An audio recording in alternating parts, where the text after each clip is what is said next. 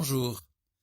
Le livre de la Genèse nous rappelle l'histoire des patriarches. Abraham, Isaac, Jacob. Et précisément, Jacob a, dans le texte que nous allons découvrir ce matin, trahi son frère et son père. Il a volé la bénédiction qui devait revenir à son frère Ésaü. Ainsi, après l'avoir fait, il se trouve que Isaac appela Jacob, je lis le texte de Genèse 28, lui fit ses adieux et lui donna cet ordre. N'épouse pas une fille du pays de Canaan, mais rends-toi en haute Mésopotamie, chez Bethuel, ton grand-père maternel. Épouse une femme de là-bas, une fille de Laban, le frère de ta mère. Alors que le Dieu Tout-Puissant te bénisse, qu'il te donne de nombreux enfants, pour que tu deviennes l'ancêtre d'un ensemble de peuples. Isaac fit donc partir Jacob, chez Laban, fils de Bethuel, l'araméen, et frère de Rebecca, la mère de Jacob et d'Ésaü, et ainsi Jacob quitta Beersheba pour se rendre à Haran. Il s'installa pour la nuit, là où le coucher du soleil l'avait surpris. Il prit une pierre pour la mettre sous sa tête et se coucha à cet endroit. Il fit un rêve. Une échelle était dressée sur la terre et son sommet atteignait le ciel. Des anges de Dieu y montaient et descendaient. Et le Seigneur lui-même se tenait devant lui et lui disait « Je suis le Seigneur, le Dieu de ton grand-père Abraham et le Dieu d'Isaac. La terre où tu es couché, je la donnerai à toi et à tes descendants. Je suis avec toi, je te protégerai partout où tu iras, et je te ramènerai dans ce pays.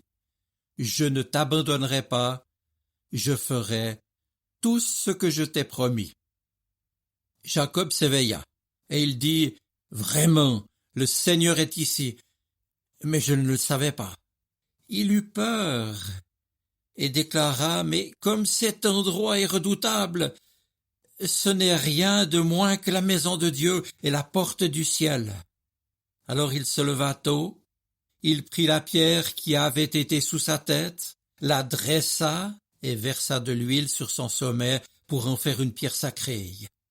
Il appela cet endroit Bethel, ce qui veut dire maison de Dieu. Et puis Jacob prononça ce vœu.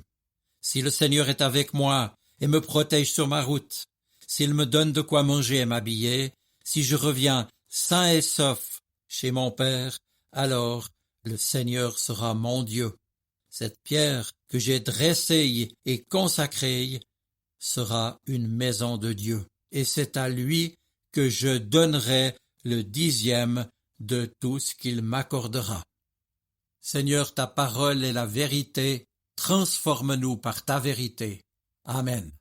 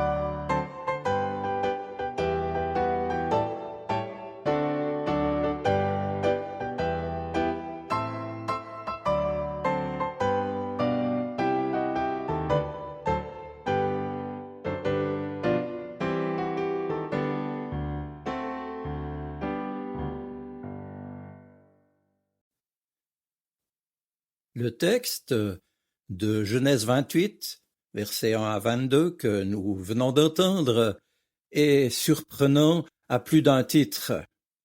Étonnant d'abord parce qu'au moment où il s'arrête pour se reposer, Jacob, le futur patriarche, celui qui va être une référence pour Israël, eh bien Jacob est en fuite.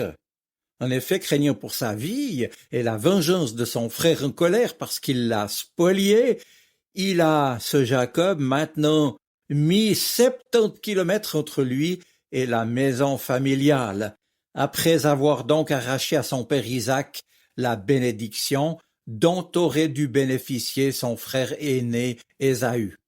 Bref, Jacob est un voleur, un tricheur, un opportuniste, un malhonnête à éviter à tout prix. Oui, Jacob est désormais celui dont on a honte et dont on ne voudra plus parler dans les réunions familiales. Il n'est plus digne de confiance.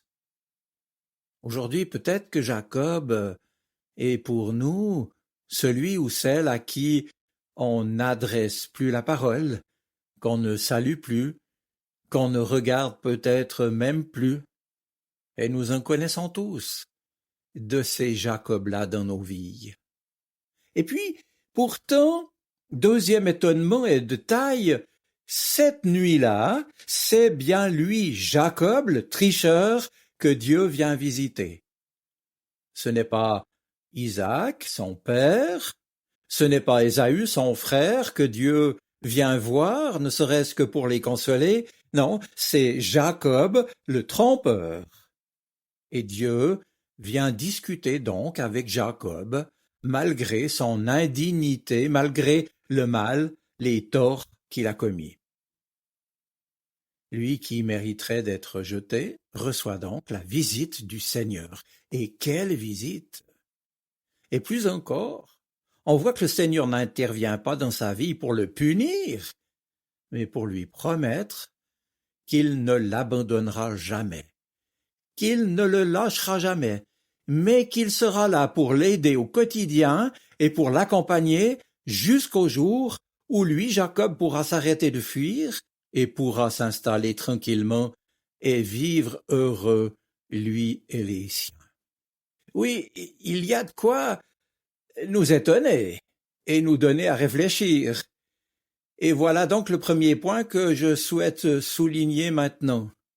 Le Seigneur n'est pas seulement le Dieu des justes, le Seigneur n'est pas seulement le Dieu de ceux qui respectent sa parole, le Seigneur n'est pas seulement le Dieu de ceux qui ne font pas de vagues ou qui sont fidèles dans leur vie devant lui, mais il est aussi le Dieu des sournois, des trompeurs, des crapules, dont nous sommes peut-être un peu nous aussi, n'est-ce pas? Le Seigneur est aussi le Dieu des personnes dont on imaginerait bien qu'elles ont perdu le droit d'être aimées de Dieu et des hommes. Oui, cela devait être souligné et doit donc nous interpeller parce que nous en sommes en vérité des indignes. Et Dieu vient vers nous malgré notre indignité, car Dieu parle aussi aux indignes. Et en cet instant, il nous parle. Or, poursuivant notre texte, comment Dieu est-il venu à la rencontre de Jacob? Eh bien, autre sujet d'étonnement, d'une façon curieuse, à l'occasion d'un songe, d'un rêve. Et vous la nuit, dormez-vous bien? Avez-vous des rêves? Avez-vous déjà, d'une manière ou d'une autre, réalisé que Dieu pouvait aussi vous parler ainsi? Et que nous dormions ou que nous soyons réveillés la nuit, c'est parfois en effet aussi ainsi qu'il peut peut-être nous interpeller s'il le faut. Eh bien, Jacob, dans son rêve, voit une échelle dressée vers le ciel qui est, on le sait, cette demeure symbolique de Dieu. Et des messagers de Dieu, en d'autres mots, des anges, montent et descendent sur cette échelle, dit le texte biblique, ils vont et viennent. Je tiens à préciser ici, et ça peut être utile, que dans le monde de la Bible, les anges ne sont pas toujours, ni forcément, ni obligatoirement des êtres extraordinaires. avec des ailes ou pas d'ailleurs, ou des personnages célestes qui connaissent le secret de Dieu. Dans les faits, le plus souvent, ce sont simplement des messagers qui, d'une manière ou d'une autre, sont porteurs d'une parole ou d'un conseil de Dieu. Les anges, un ange, ce peut être, par exemple, un ou une responsable d'église, un officier, un pasteur, un ancien, un frère ou une sœur, une personne responsable, que sais-je, qui sont les anges. Mais, en tout cas, une chose est certaine, c'est que ceux que nous voyons aujourd'hui n'ont pas de plume. D'ailleurs, dans la Bible, l'ange ne se distingue jamais par le fait qu'il serait un être divin ou bien un croyant hors du commun. Il se distingue principalement par le fait qu'il est donc porteur d'un message qui vient bel et bien de Dieu. Malach, en hébreu, qui a donné angelos en grec, c'est-à-dire celui qui est porteur d'une nouvelle, angelion, qui, si elle est bonne, devient evangelion, évangile. Oui, c'est à la même racine que ce mot fait référence. Alors voilà un autre point à méditer en cet instant.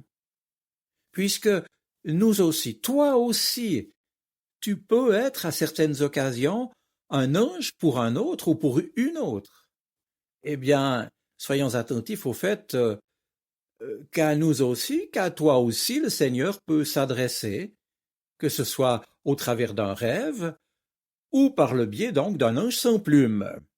Alors je poursuis.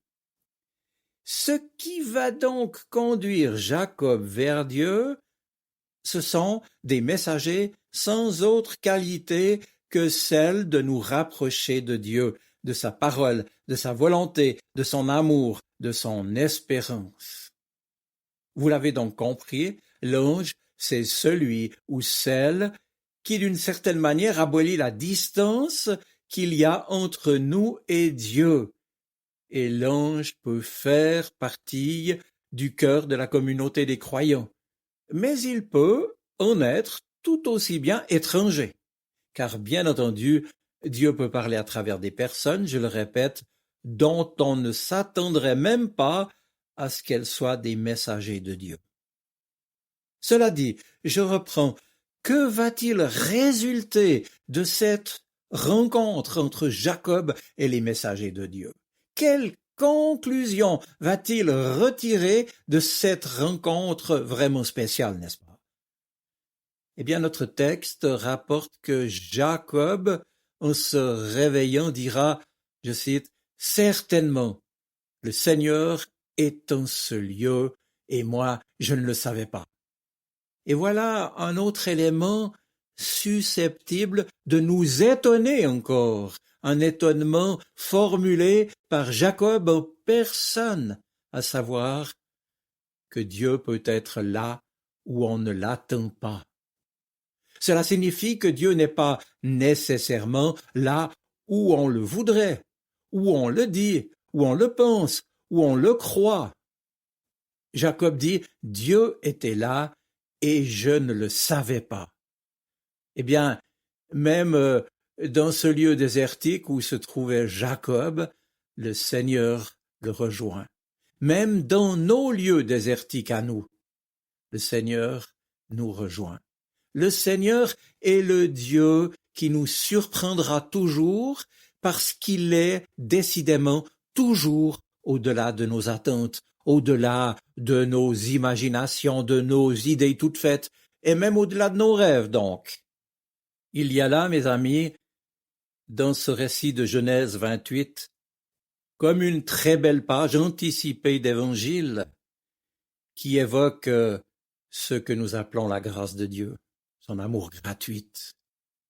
Et nous y découvrons au travers de Jacob le tricheur que Dieu s'intéresse à nous, même si nous ne sommes pas très intéressants. Alors même que nous mériterions d'être mis de côté par ceux qui nous connaissent, Dieu qui pourtant nous connaît bien mieux qu'eux, lui, ne nous rejette pas parce qu'il nous aime et qu'il tient à nous. Et c'est même à travers ce fraudeur de Jacob que toutes les nations, nous dit le texte, seront bénies. Ce qui signifie que nous pouvons même, nous indignes comme nous sommes, être les artisans du projet voulu par Dieu pour d'autres autour de nous, quelle que soit notre indignité, je le répète. Parce qu'en bonne logique, si ce moins que rien de Jacob peut accomplir la volonté de Dieu, nous le pouvons nous aussi, a fortiori. Oui, je vous invite à y réfléchir. Dieu n'est pas nécessairement là où nous l'attendons. Et notre Dieu se révèle bien souvent de manière inattendue, dans des circonstances elles aussi inattendues, peut-être même quand on ne l'attend plus. Et c'est alors que l'on peut vérifier la pertinence de cette promesse, cette parole adressée à Jacob, qui devient pour nous bénédiction. Voici, dit le Seigneur, voici, je suis avec toi. Ainsi Jacob avait quitté la maison de son père et la fraîcheur de Beersheba où il se trouvait pour arriver dans un désert de pierre à la tombée de la nuit. Il y a là comme un symbole aussi, puisque moralement aussi la nuit était tombée sur la vie de Jacob, puisqu'il est là comme un proscrit, s'enfuyant, je cite, devant la face d'Ésaü son frère, dira le livre de la Genèse, toujours au chapitre 35. Oui, à cause de ce qu'il a été, de ce qu'il a fait, de ce qu'il demeure, Jacob est donc dans une solitude éprouvante, dans un dénuement total, n'ayant finalement qu'une pierre pour oreiller et le ciel pour couverture. Or, on le voit bien ici, Dieu est celui qui se révèle aussi lorsque nous sommes au bout de nos ressources et que nous sommes faibles et éprouvés. Et ça, c'est le message qui doit vous parler ce matin. Dieu se révèle aussi à nous et se fait proche de nous lorsque nous aussi nous sommes au bout de nos ressources et que nous sommes faibles et éprouvés. Il se manifeste alors seul à seul, dans le terrible silence de la nuit du désert, de notre épreuve. Jacob, ce fugitif dépité et sans honneur, est donc là couché par terre, dans la déprime et le désespoir. Mais, et avec le Seigneur il y a toujours des mais Dieu dresse l'échelle et le relie, lui Jacob, aux cieux, et les anges montent et descendent, bienveillants pour ce malheureux que Dieu aime pourtant, et qui lui-même se tient sur l'échelle. Dieu, un Dieu de miséricorde, plein de bonté et de bienveillance, qui nous tend la main et nous dit « Je t'aime, ne crains pas ». Au verset 15 de ce chapitre 28, Dieu ajoute d'ailleurs une touchante promesse, qui est sans condition, montrant toute la sollicitude dont il va entourer Jacob qu'il a choisi. La promesse de Dieu ne changera pas. Mais, en quelque sorte, dit-il à Jacob, « Tu n'es pas encore au bout du chemin, lui dit-il, puisque je vais sérieusement te prendre en main et tu vas apprendre par la patience et la persévérance que c'est moi qui te formerai pour que tu puisses recevoir enfin ce que je te promets. » Alors Jacob se réveille. Dieu lui a parlé en songe. Il est effrayé par la solennité du lieu et du moment. Et avant de poursuivre sa route et de s'engager plus avant dans l'inconnu de son avenir avec Dieu, Jacob va faire un acte symbolique. Jacob va dresser une stèle avec la pierre sur laquelle sa tête a reposé. Car, puisque cette nuit Dieu a parlé à son cœur, lui promettant sa bénédiction, il faut qu'un signe durable, un mémorial, une réalité symbolique qui fasse mémoire de cet événement, un mémorial puisse demeurer comme témoignage de cette promesse. La pierre devient ainsi stèle que Jacob, dans un geste, va oindre d'huile en signe de consécration. Et Jacob le pressent bien, il reviendra là, en cet endroit mémorable, entre guillemets, maison de Dieu, où Dieu se tient. Et l'on apprendra, en effet, plus tard, en Genèse 31, c'est-à-dire 20 ans plus tard, après avoir vécu toutes sortes d'événements pas toujours évidents, que Dieu lui-même n'a pas oublié cette humble onction, ce geste précieux à son cœur.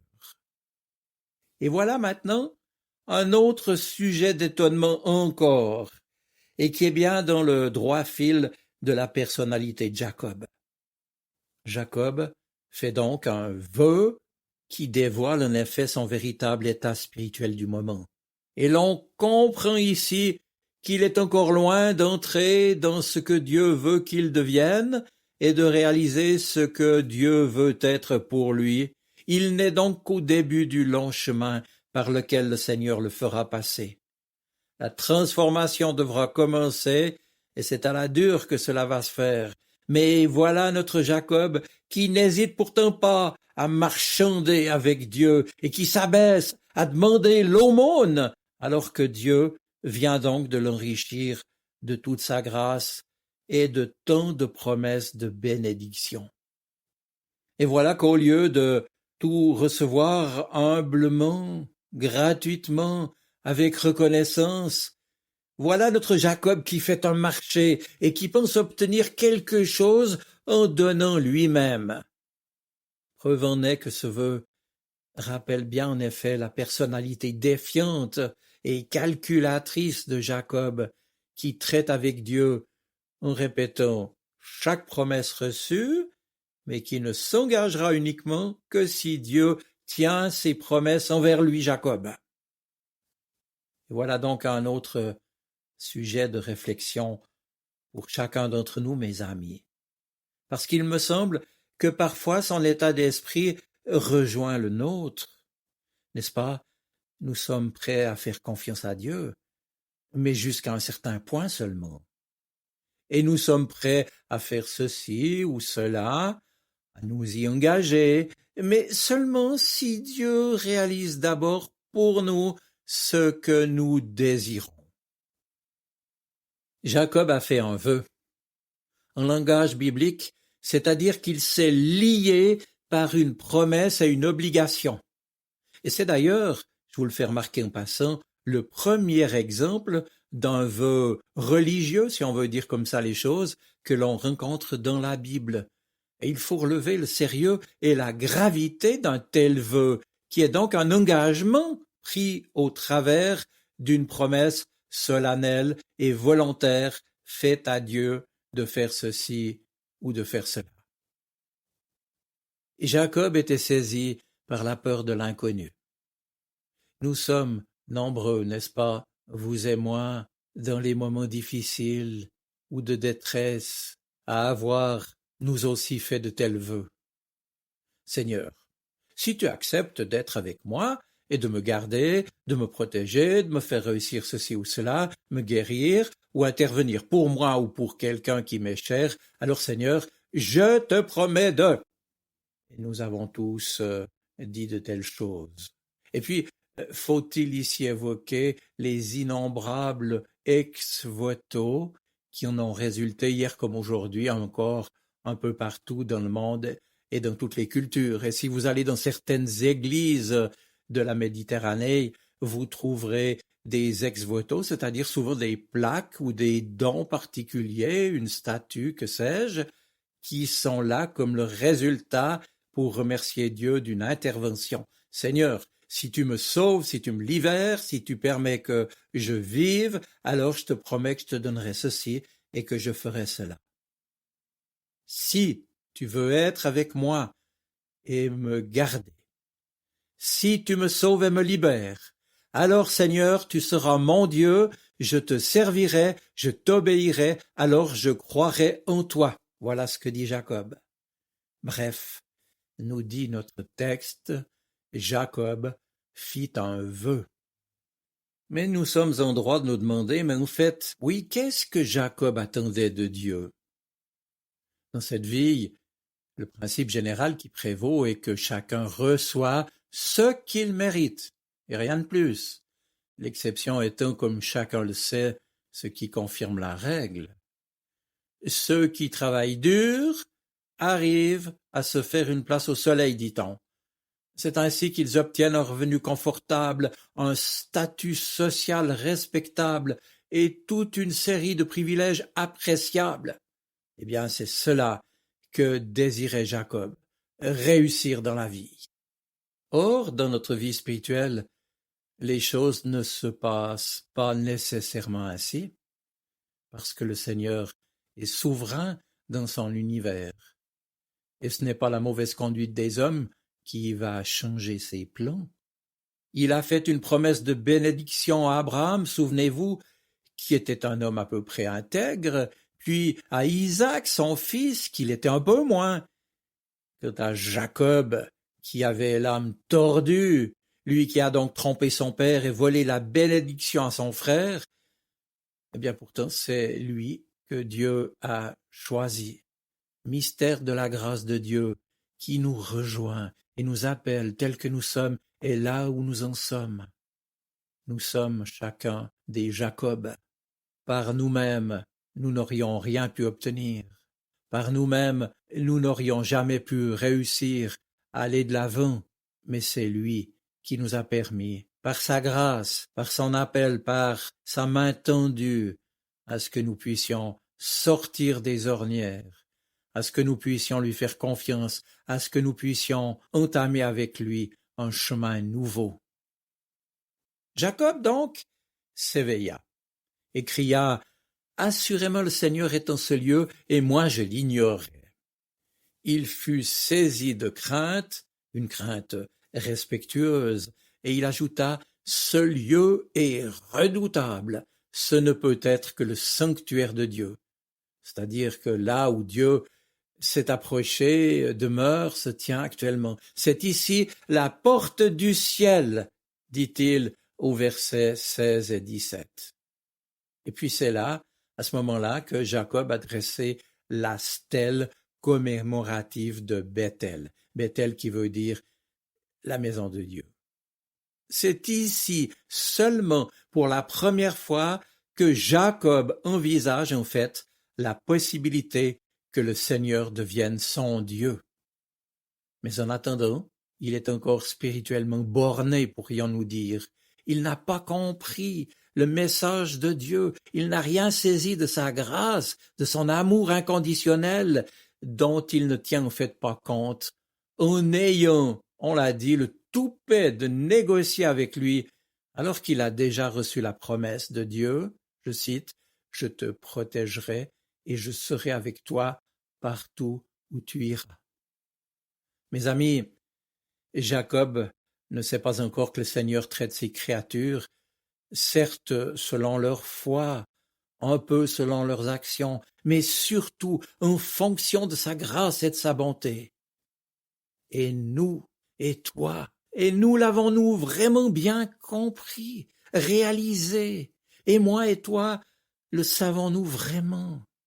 En as-tu, pour ta propre vie, pour ta propre situation, en as-tu tiré les conséquences?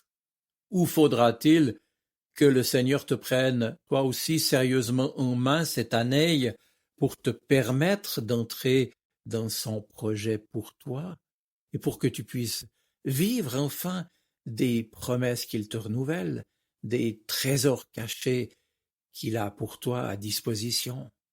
As-tu compris? As-tu réalisé que si Dieu avait traité Jacob comme il le mérite, il ne l'aurait ni béni, ni plus tard ramené dans son pays? As-tu compris, as-tu réalisé que si Dieu t'avait traité comme tu le mérites, tu n'en serais pas là aujourd'hui? Eh bien, mes amis, ce matin, souvenons-nous avec reconnaissance que le Seigneur se conduit pareillement à l'égard de vous et de moi, et cela sur l'unique base de sa miséricorde, de sa grâce. et non en fonction de nos engagements ou de nos bonnes œuvres, de notre bonne volonté, de nos vœux. Dieu ne veut pas que nous tentions de passer un quelconque marché avec lui. Il désire simplement être notre Père et veut que nous l'aimions de façon désintéressée, comme lui nous aime, lui qui nous a déjà saisis, comme dit l'apôtre Paul. Je fais une chose, j'oublie ce qui est derrière moi et je regarde de l'avant, parce que c'est le Christ qui m'a déjà saisi. Et ce qu'il nous redit ce matin, même si nous sommes dans un désert, même si nous sommes dépités, découragés, c'est « fais-moi vraiment confiance. Ma grâce te suffit et ma force s'accomplira dans ta faiblesse. Fais-moi vraiment confiance. » Oui, notre Dieu, merci parce que tu fais de nous tes partenaires. De nous-mêmes, nous sommes indignes, mais c'est toi qui nous as saisis. C'est toi qui nous ouvre la possibilité de recevoir ton pardon, de vivre avec toi une réalité nouvelle ou de repartir avec toi en ouvrant avec toi une page nouvelle. Ce matin, Seigneur, les Jacob que nous sommes, nous venons devant toi, les mains vides, en te disant, Seigneur, je t'appartiens, remplis-moi de ta présence, aide-moi à m'ouvrir à ton action. Amen.